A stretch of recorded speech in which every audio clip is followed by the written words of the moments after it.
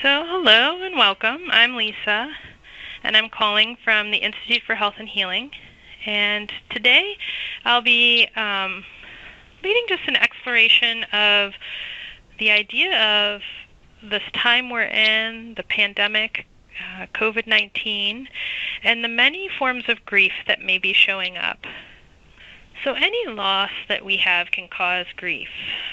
So I think sometimes we think more, traditionally about what grief is, but it really kind of branches out to any area that we feel or experience loss.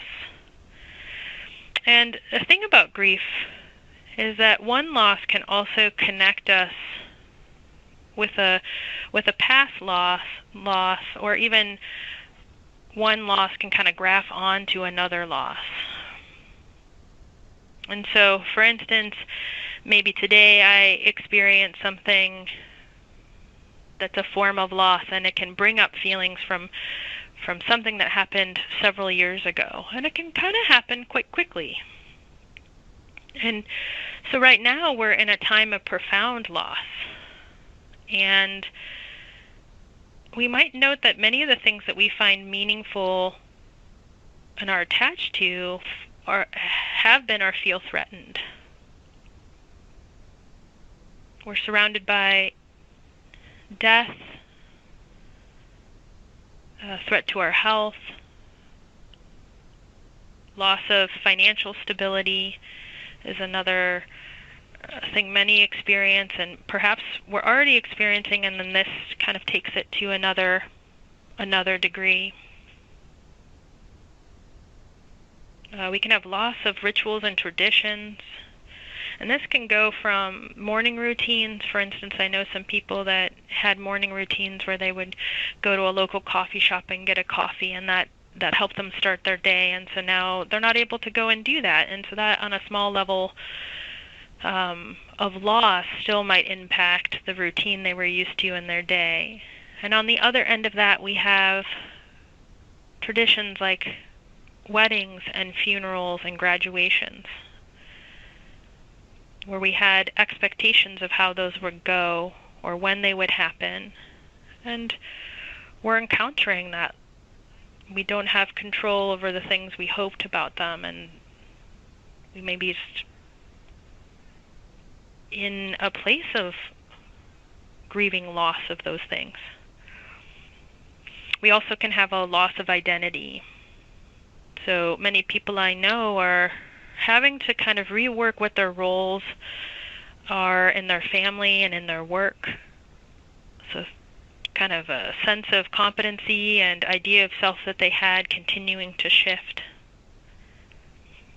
And overall, with a pandemic to this scale, we have a loss of security, and again a loss of a sense of control.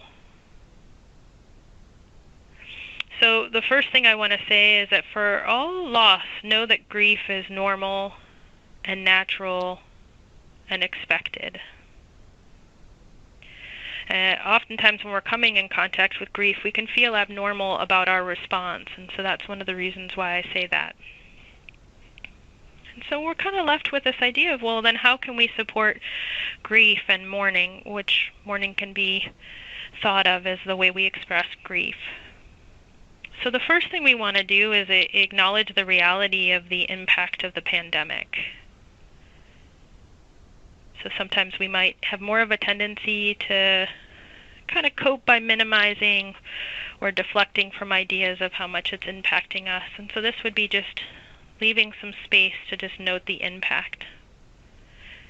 And with that, acknowledging grief.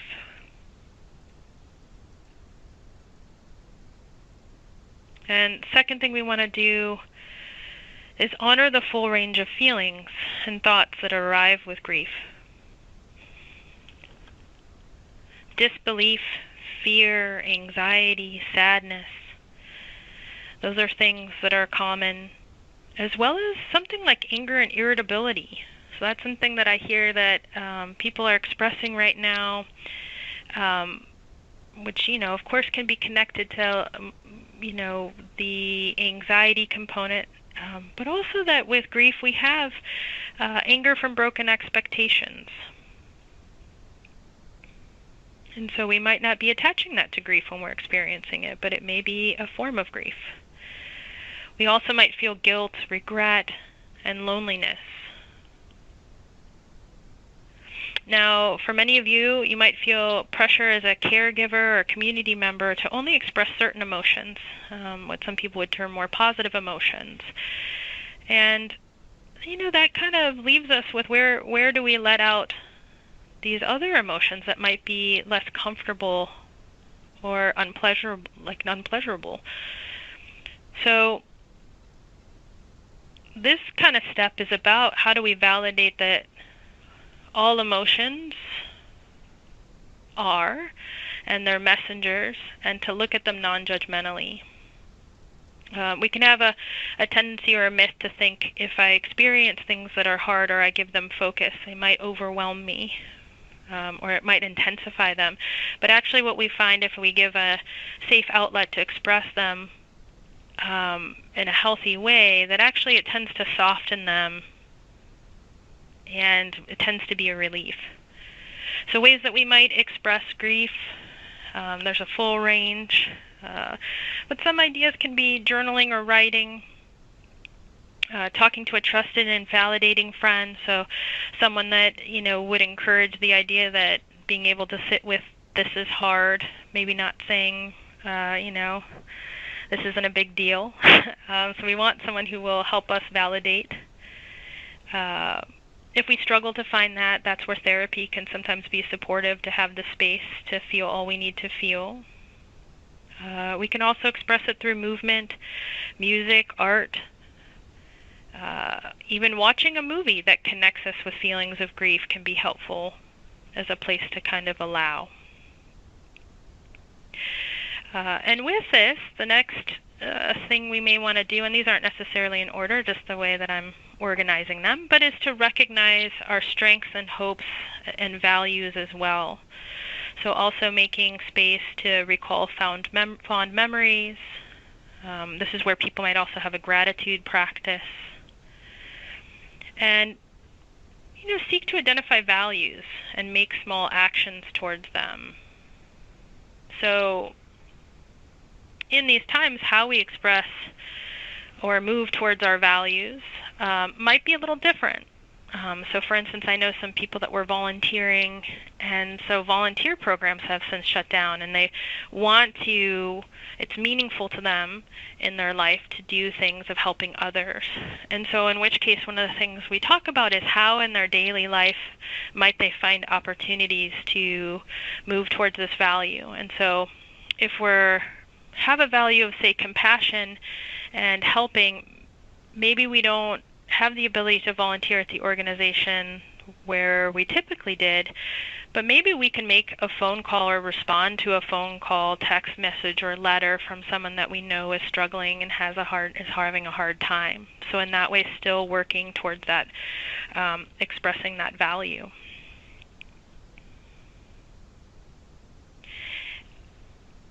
And I want to note here that when we're doing something like, say, a gratitude practice, we're holding it with that other practice of acknowledging a full range of feelings.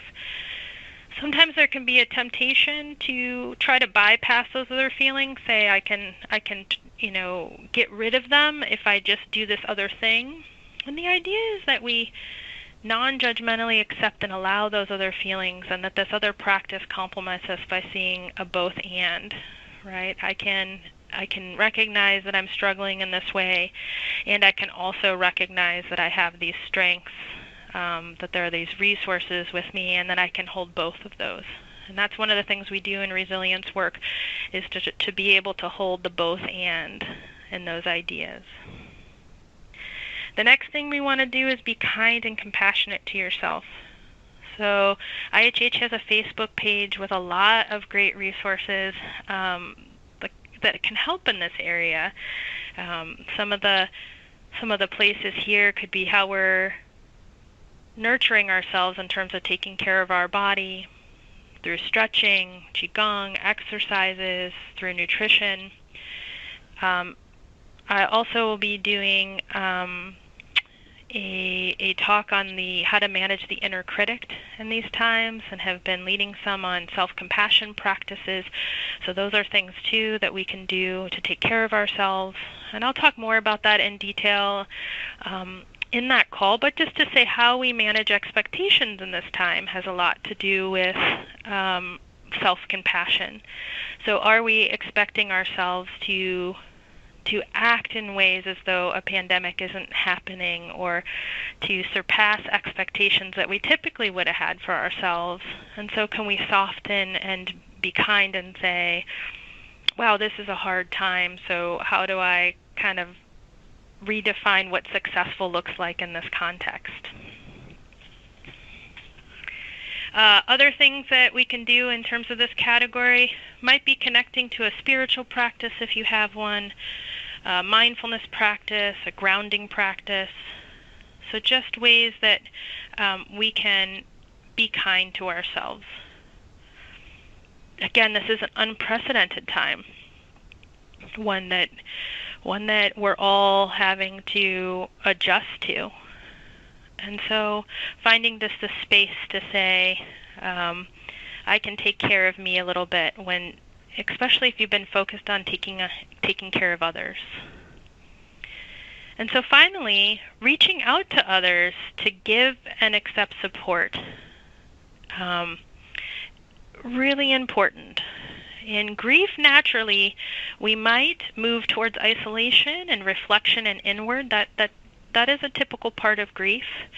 And then there's a point where we're also needing to connect with others over the common humanity of grief.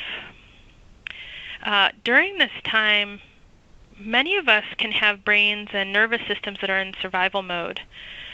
So many unknowns and threats to our attachments can lead us, to feel more on guard.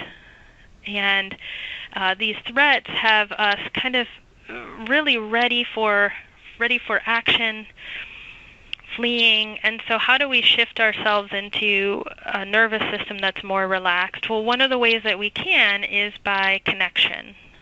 So the brain of connection is part of this brain of a more relaxed self. And so when we make efforts towards connecting with others, we're helping to regulate. As many of you know, we are wired for connection. If we think about people who have been in solitary confinement, we see what ends up impacting their bodies, their health, their mind, their morale. And so in this way, during this time of social isolation, we maybe have to be more intentional about reaching out when there might be an urge to isolate. And we are constantly adjusting. So although we might prefer in person, where we could even maybe, from some people, have physical contact like hugs and proximity and seeing facial expressions, we may have to adjust to video or phone. And that I want to acknowledge, that can be hard. We can acknowledge that part. It's in many ways not ideal. And holding that with, but still a way to maintain this commitment to connection and to fulfill this need we have for connection. I've also seen a lot of people in my life letter writing, so that's another way that we can be doing an action with that anxiety that kind of tells us I want to do something, while still honoring connections to others and maintaining our support system. And so because we're all going through these unknowns, being a little bit vulnerable can help us really connect to other people in a unique way that can really foster even different kinds of relationships. So just encouraging again, finding ways of connection, and even if you're kind of feeling a little burnt out at the end of the day, thinking, is there a small step I can do to maintain connections? Maybe it's not the night where I can have a full phone call, but maybe I can reach out to someone and do an action of where I was intending just to check in or let them know I was thinking of them.